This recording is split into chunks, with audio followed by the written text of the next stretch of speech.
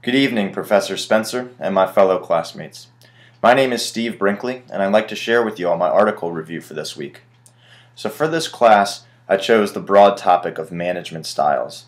I'm really interested in looking at top management of a company and see what kind of style that they choose to employ to govern their business.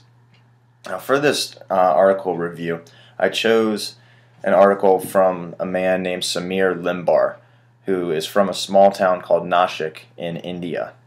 Now what he decided to do was poll 150 different mid to top level business executives and find out what type of leadership style they chose to use to govern their business. In order to collect data for his analysis, Limbar came up with 8 different categories of leadership styles.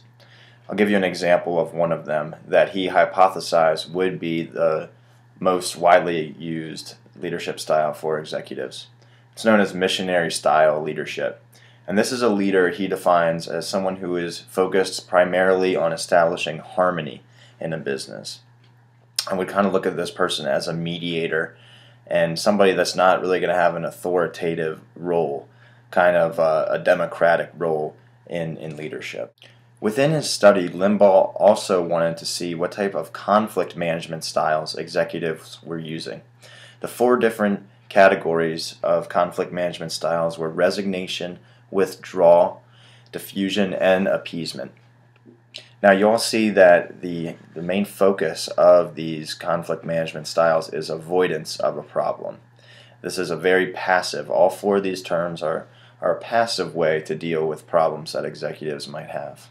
Once Limbar established the 8 different leadership styles and 4 different conflict management styles, he was able to use a diagnostic test that established quantitative data.